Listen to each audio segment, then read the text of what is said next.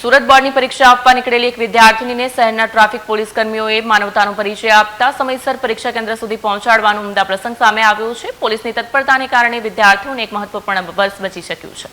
Traffic પોલીસના જણાવ્યા અનુસાર એક વિદ્યાર્થીની બોર્ડની પરીક્ષા આપવા માટે ઘરેથી નીકળી, પરંતુ શહેરના વ્યસ્ત માર્ગો અને સંભવતઃ રસ્તાની ઓળખ ન હોવાના કારણે તે ઇચ્છિત પરીક્ષા કેન્દ્રને બદલે અઠવા ગેટ વિસ્તારમાં પહોંચી ગઈ હતી। અચાનક પોતે ખોટા સ્થળે આવી ગયાની ભૂલ થતાં પરીક્ષા શરૂ થવામાં ઓછો સમય બાકી રહેતા ગભરાઈ ગઈ।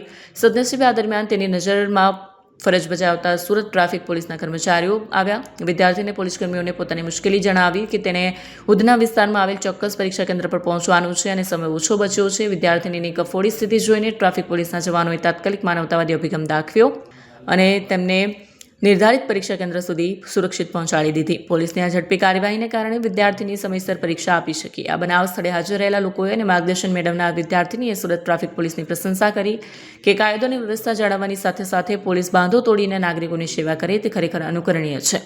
સોશિયલ મીડિયા પર પણ પોલીસની આ કામગીરીને ભરપૂર વખાણ મળી રહ્યા છે।